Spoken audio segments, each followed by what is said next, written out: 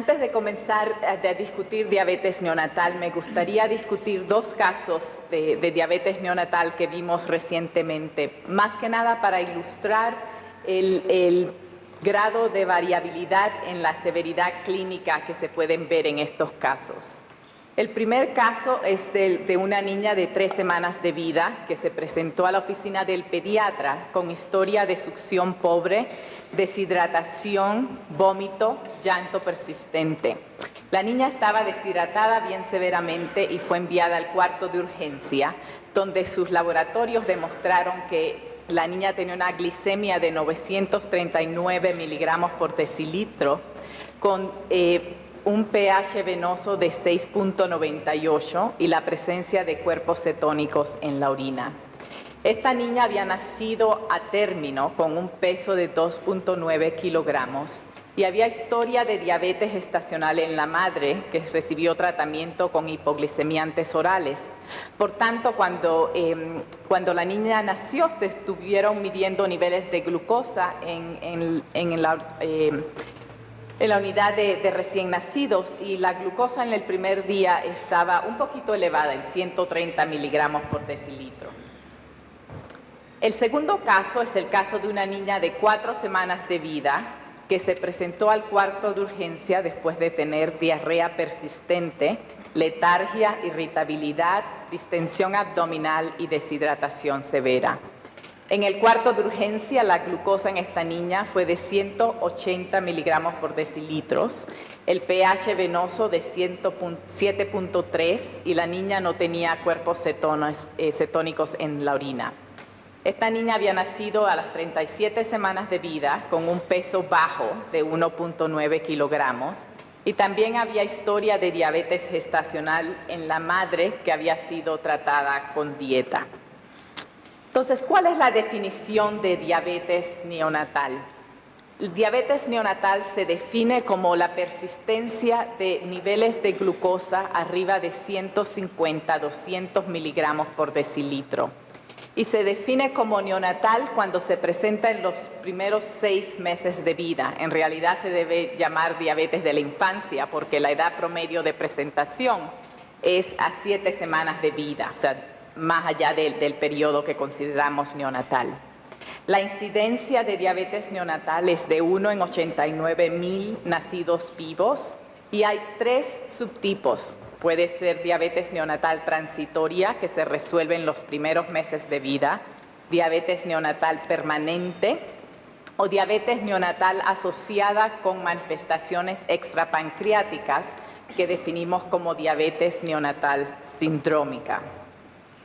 Las manifestaciones clínicas, como pudieron ver por los 2 casos que presenté, puede ser bien variable, pero la mayoría de estos niños van a tener retardo de crecimiento intrauterino, porque la insulina es un factor de crecimiento importante durante el desarrollo intrauterino.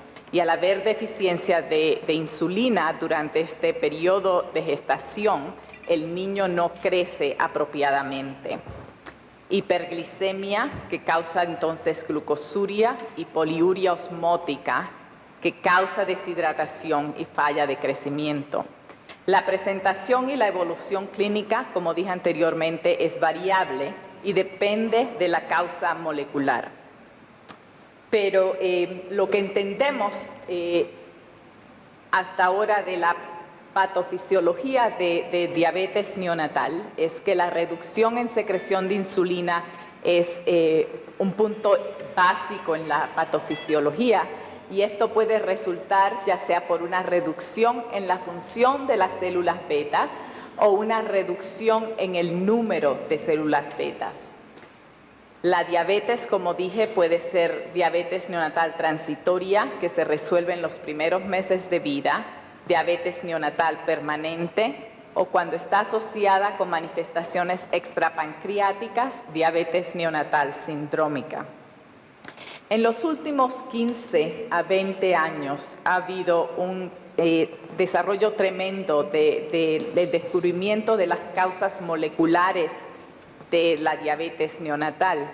Y esto ha sido muy importante porque ha cambiado el manejo de los niños que tienen alguno de estos tipos de causas moleculares. Y en las próximas diapositivas discutiremos brevemente cuáles son las manifestaciones de estos tipos diferentes de diabetes neonatal. La causa más frecuente de diabetes neonatal transitoria se debe a abnormalidades en esta región del cromosoma 6. Esta región del cromosoma 6 es una región donde se expresa diferencialmente genes que vienen del padre o de la madre, y anormalidades en el control de la expresión de esos genes causan diabetes neonatal. Estos niños generalmente se presentan en la primera semana de vida, y el cuadro clínico característico es de retraso severo del crecimiento intrauterino, con un peso promedio al nacer de 1.950 gramos. Estos niños tienen hiperglicemia severa, pero generalmente no desarrollan cetoacidosis. Se presentan deshidratados. Si se miden los niveles de insulina al momento de la hiperglicemia, los niveles de insulina son bajos. No hay marcadores de autoinmunidad. Y además de la diabetes neonatal, otras características de estas abnormalidades son macroglosia y hernia umbilical. El tratamiento de estos niños es a base de rehidratación intravenosa, inicialmente insulina intravenosa, que se transiciona entonces a insulina subcutánea. Han habido un par de reportes que promueven el uso de hipoglicemiantes orales, de sulfonilureas, en el tratamiento de estos niños, pero hasta el momento no hay evidencia de que en realidad puede controlar la hiperglicemia en este tipo de diabetes neonatal.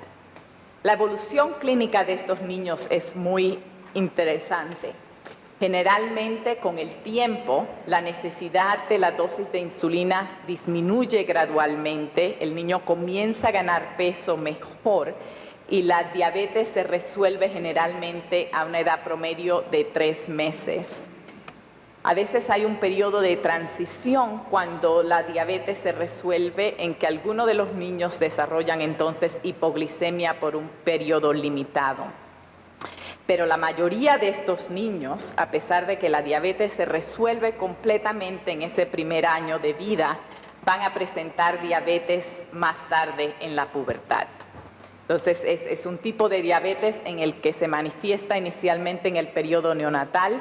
Hay un periodo de varios años en que la glucemia es normal y entonces de nuevo diabetes en la pubertad. La segunda causa más frecuente de diabetes neonatal transitoria y la causa más común de diabetes neonatal permanente son mutaciones en los canales de potasio. Estos canales de potasio juegan un papel muy importante en la función de las células betas. Ellos regulan el potencial de membrana de acuerdo al estado metabólico de la célula, detectando por cambios en la concentración de ATP. Entonces, cuando la glucosa en la sangre aumenta, los canales de potasio detectan los aumentos en ATP y esto causa el cierre de los canales de potasio con depolarización de la membrana plasmática e influjo de calcio a la célula y secreción de insulina.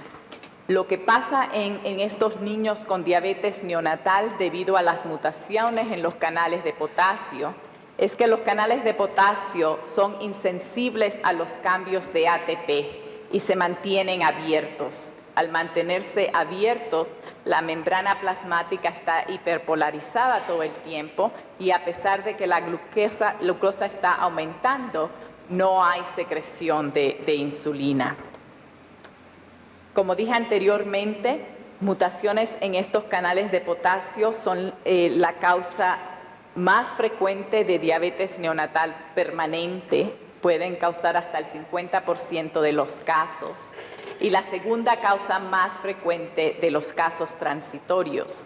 Y como vamos a ver posteriormente, es muy importante tratar de determinar cuál es el neonato con diabetes que puede posiblemente tener una mutación en los canales de potasio, porque el tratamiento de estos niños es completamente diferente. Estos niños generalmente se presentan antes de los 3 meses de vida. La mediana de presentación en una serie fue a las 6 semanas de vida. Estos niños son pequeños para la edad gestacional, de nuevo debido a la deficiencia de insulina durante el desarrollo intrauterino, con un peso promedio al nacer de 2.58 kilogramos. La presentación clínica es de hiperglicemia severa con deshidratación y cetoacidosis diabética. En 20% de los casos, además de la diabetes neonatal, estos niños tienen manifestaciones neurológicas que incluyen epilepsia, retraso del desarrollo psicomotor y debilidad muscular. El tratamiento de estos niños es a base de hipoglicemiantes orales o sulfonilureas, que además de mejorar el control de la diabetes, mejoran las manifestaciones neuromotoras. Por tanto, es importante tratar de determinar cuál es el niño que puede tener este tipo de diabetes neonatal. La segunda causa más frecuente de diabetes neonatal permanente se debe a mutaciones en el gen de la insulina. Si ustedes recuerdan sus clases de bioquímica, la molécula de insulina, antes de ser secretada, tiene que ser procesada en el retículo endoplásmico para cortar el péptido C y el péptido de señal. Entonces, las mutaciones que afectan el procesamiento de la insulina antes de llegar a los gránulos de secreción causan depósito de esta insulina que está anormal en las células beta, y eso causa entonces apoptosis y muerte de las células beta. Como dije anteriormente, esta es la segunda causa más frecuente de diabetes neonatal permanente y se presenta un poco más tarde que los otros dos tipos que hemos discutido, generalmente a las 11 semanas de vida. Estos niños, la mayoría de ellos van a tener bajo peso al nacimiento, y la presentación clínica es de hiperglicemia y cetoacidosis diabética, y el tratamiento es reemplazo de insulina. Finalmente, la tercera causa más común de diabetes neonatal permanente se debe a mutaciones en esta enzima, la glucoquinasa, que funciona como el sensor de la glucosa en las células beta y determina a qué nivel de glucosa se secreta la insulina. En estos casos, las mutaciones afectan la actividad de la enzima y causan diabetes neonatal cuando el niño hereda una mutación de ambos padres. La presentación en estos casos es en el primer día de vida. Estos niños tienen retardo del crecimiento intrauterino también, dependiendo si la madre es portadora o no. Y el tratamiento es reemplazo de insulina. Esta gráfica ilustra lo que se debe, el peso de nacimiento en los niños dependiendo si la madre es portadora de la mutación o no. Si la madre es portadora de la mutación y el niño no tiene la mutación, la madre por tanto va a tener niveles elevados de glucosa, y el niño puede hipersecretar insulina y va a tener sobrecrecimiento intrauterino. Esos niños son grandes para la edad gestacional. Mientras que si ambos, la madre y el feto, tienen esta mutación, el peso al nacimiento va a ser normal. Pero si el niño tiene la mutación y no lo heredó de la madre, hay retardo de crecimiento intrauterino. Lo que esto ilustra son dos cosas. Primero, la importancia de esta enzima en determinar los niveles de glucosa a los que el páncreas secreta insulina. Y segundo, la importancia de la insulina como factor de crecimiento intrauterino. La diabetes neonatal también se puede casos menos frecuentes de ver a falta de desarrollo normal del páncreas. Esto es poco común, pero cuando hay falta de desarrollo al páncreas, generalmente se debe a mutaciones en factores de transcripción que son importantes en la morfología embriológica del páncreas. La causa más frecuente son mutaciones en este factor de transcripción CATA6, que además de causar diabetes neonatal, está asociado con malformaciones cardíacas. Entonces, cuando tienen un niño que tiene diabetes neonatal y malformaciones cardíacas, hay que pensar en este factor de transcripción. Generalmente en estos casos, porque el páncreas no se formó normalmente, la diabetes se presenta en los primeros días de vida debido a la deficiencia severa de insulina. Hay cetoacidosis y deshidratación. Y además de la diabetes neonatal, hay deficiencia exocrina pancreática con falla de crecimiento. Entonces, el tratamiento no es solo reemplazar insulina, pero también hay que reemplazar las enzimas pancreáticas.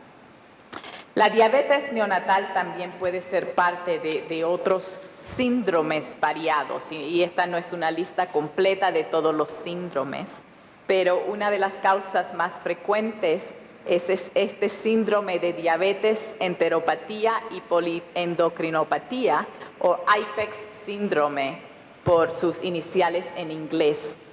Esta forma de este desorden está asociado con el cromosoma X, y en este caso la diabetes se debe a la destrucción autoinmune de las células betas. La diabetes neonatal puede también ser parte de otros síndromes como están listados aquí, que se asocian con otras anormalidades como atresia intestinal, diarrea congénita, sordera neurosensorial o deficiencia visual. Entonces, importante pensar en estas otras anormalidades cuando el niño tiene otras manifestaciones extrapancreáticas. El diagnóstico molecular nos ayuda a determinar cuál es el mejor tratamiento para el niño con diabetes neonatal. Pero como vamos a discutir posteriormente, esto no está disponible en todas partes. Pero cuando hacemos los estudios genéticos, evaluamos la historia familiar y la presentación clínica para tratar de determinar cuál es la causa más probable de la diabetes neonatal.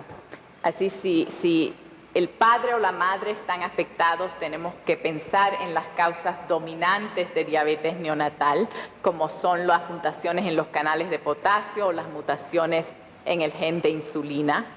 Cuando ambos padres están afectados, entonces tenemos que pensar en las causas recesivas de diabetes neonatal. Si hay epilepsia o retraso psicomotor, debemos pensar en las mutaciones en los canales de potasio, porque como dije anteriormente, 20% de esos niños tienen retraso psicomotor y epilepsia. Si hay insuficiencia exocrina, entonces hay que pensar en las anormalidades del desarrollo del páncreas. Y si hay diabetes neonatal sindrómica, el diagnóstico molecular se hace de acuerdo a las manifestaciones extrapancreáticas. Pero desafortunadamente hay muchas limitaciones que no nos permiten hacer el diagnóstico molecular en todos los casos. Y la primera limitación es el costo. La evaluación de uno de estos genes posibles que pueden explicar la diabetes neonatal puede costar hasta alrededor de $600. O sea que si vamos a ordenar varios de esos genes, el costo aumenta significativamente. Desafortunadamente, disponibilidad también es una limitación, porque estos estudios moleculares solo se hacen en laboratorios moleculares en los Estados Unidos y en Europa, y hay muchas limitaciones para enviar muestras de ADN al extranjero. Y la tercera limitación es la interpretación, porque muchas veces se encuentra un cambio en la secuencia genética, pero para interpretar si ese cambio en la secuencia genética es responsable por el fenotipo, se requiere experiencia y se requiere acceso a la información de otros casos. El tratamiento de diabetes neonatal, como dije anteriormente, inicial debe ser de usar rehidratación intravenosa y en la mayoría de los casos inicialmente utilizamos insulina intravenosa. Pero una vez que el niño se estabiliza, hay que transicionar ese niño a insulina subcutánea.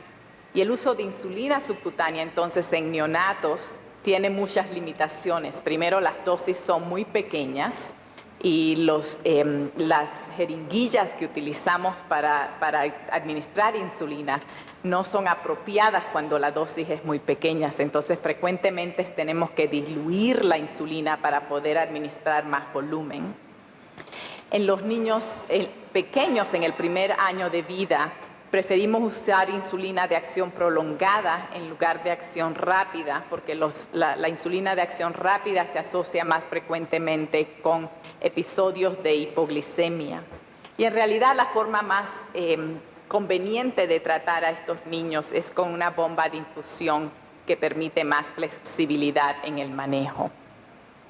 La revolución en el campo de diabetes neonatal se dio en realidad hace aproximadamente 10 años, con el descubrimiento de que la mayoría del 50% de los casos tienen mutaciones en los canales de potasio y pueden ser tratados con hipoglicemiantes orales, las sulfonilureas, que son mucho más baratas y están asociadas con menos hipoglicemia que el uso de insulina.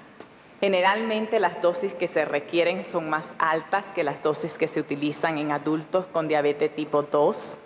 La transición de insulina a hipoglicemiantes orales generalmente se hace en el ambiente hospitalario y en realidad son medicamentos que son muy seguros. Algunos de los efectos secundarios que se han reportado es descoloración de los dientes, que ocurre solo en el 10% de los casos. Entonces, cuando pensamos en evaluar a un niño que tiene hiperglicemia persistente con valores de glucosa mayor de 200 miligramos por decilitro, para establecer el diagnóstico de diabetes neonatal se deben hacer estudios de laboratorio incluyendo niveles de insulina, de péptido C. Se debe medir bicarbonato y pH y cetonas en la orina para determinar si el niño tiene cetoacidosis diabética y por tanto el tratamiento es más urgente. El tratamiento inicial es a base de rehidratación intravenosa e insulina intravenosa. Pero entonces se debe parar y pensar cuál es la probabilidad de que este niño se pueda tratar con hipoglicemiantes orales. Entonces mi recomendación es, una vez que el niño se ha estabilizado, ordenar un ultrasonido del páncreas para evaluar si el páncreas está presente o no. Si se tiene acceso a estudios genéticos, entonces se deben enviar los estudios genéticos porque esos nos pueden informar el mejor tratamiento para el niño, pero también el pronóstico. Si el páncreas está normal, entonces se puede iniciar tratamiento con sulfonilureas en una forma empírica, porque si consideramos que el 50% de los casos van a tener mutaciones en los canales de potasio, entonces hay una alta probabilidad de que este niño pueda ser transicionado de insulina a hipoglicemiantes orales y facilitar el tratamiento. Por supuesto, si tenemos acceso a los estudios genéticos y estos indican que hay una mutación en los canales de potasio, entonces se debe definitivamente hacer atento a iniciar tratamiento con sulfonilureas. Pero si el estudio de mutaciones indica que no hay mutación en los canales de potasio o el páncreas está ausente, entonces ese niño va a necesitar tratamiento con insulina a largo plazo. Los protocolos de cómo hacer el cambio de insulina a hipoglicemiantes orales en estos niños han sido publicados tanto para hacerlo en el hospital como para hacerlo en la clínica. Mi preferencia es hacer esta transición en el hospital porque se puede controlar más de cerca el niño y hacer las decisiones de si se tiene que aumentar la dosis o si hay fallo a la respuesta a las sulfonilureas. Generalmente comenzamos con una dosis de 0.1 miligramos por kilogramo 2 veces al día y aumentamos diariamente por 0.2 miligramos por kilogramo por día hasta un máximo de hasta 2 miligramos por kilogramo por día de gliburida o glibenclamida, que creo que es lo que tienen disponible aquí en México. Las dosis de insulina se disminuyen paulatinamente de acuerdo a la glicemia y cuando evaluamos la respuesta lo hacemos de acuerdo a los niveles de glucosa, a los niveles de péptido C, y determinamos que hay respuesta apropiada si se puede descontinuar la insulina y mantener la glucemia estable.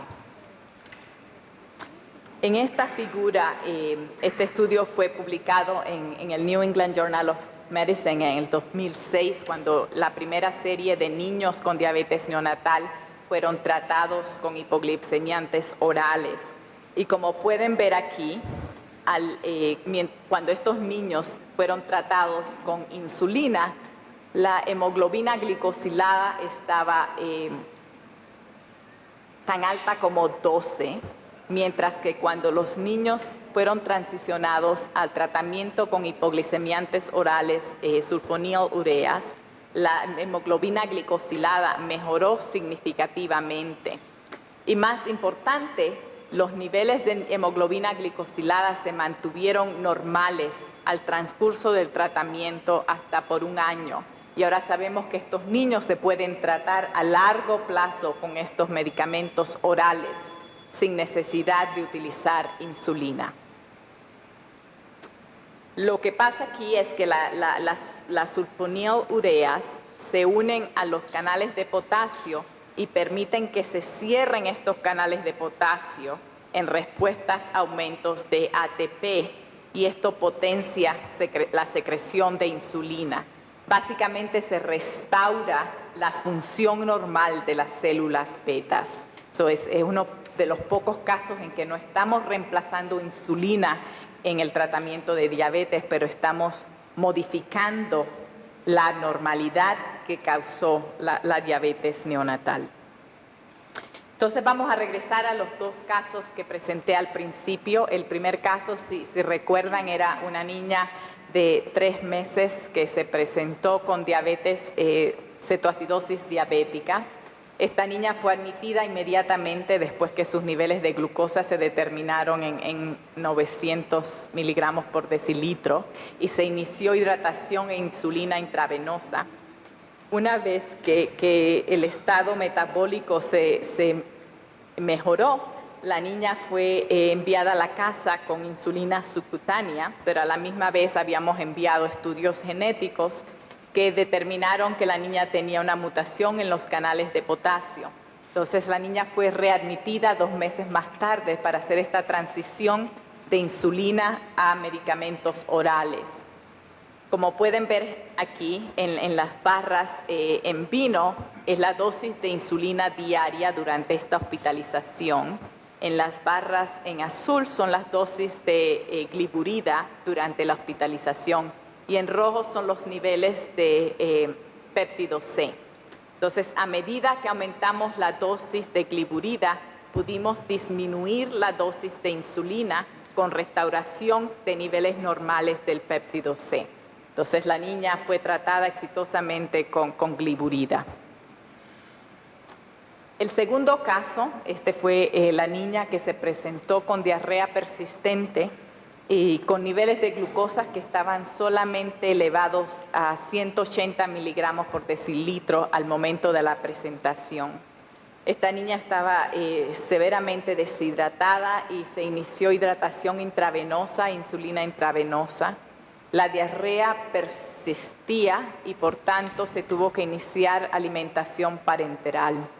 Una biopsia intestinal demostró que el intestino había atrofia epitelial con ausencia de las células enteroendocrinas, lo que nos dio la señal de que era posible que había una mutación en este factor de transcripción que en efecto fue encontrada en esta niña Desafortunadamente, la niña murió a los 10 meses como consecuencia de ser dependiente de la alimentación parenteral.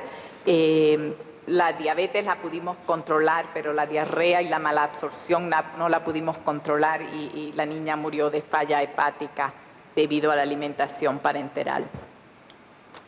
Entonces, en resumen, la diabetes neonatal en realidad no es una entidad, es un grupo heterogéneo de condiciones que afectan ya sea el número o la función de células beta y resultan en deficiencia completa o parcial de insulina. La presentación clínica está determinada por la causa genética. En algunos niños es mucho más severa que en otros. El tratamiento inmediato es a base de rehidratación intravenosa e insulina intravenosa, pero tan pronto como el estado metabólico se restablezca en estos niños, es importante tratar de determinar quiénes son el grupo de pacientes que se pueden beneficiar de usar un medicamento oral como la gliburida en lugar de la insulina. Y yo creo que hay suficiente información acerca de qué tan efectivo este tratamiento es para usarlo empíricamente en esos niños en los que determinamos que el páncreas está presente. Porque no se pierde nada en hacer una evaluación empírica de la efectividad de la gliburida en estos casos. Los dejo con otra foto de Filadelfia y estos websites que son de la Universidad de Chicago y también de la Universidad de Exeter en England. Muchos de estos centros ofrecen estudios genéticos sin costo bajo estudios de investigación. Entonces es importante, si tienen un caso de diabetes neonatal, contactar estos centros para ver si pueden establecer el diagnóstico molecular de su paciente. Gracias.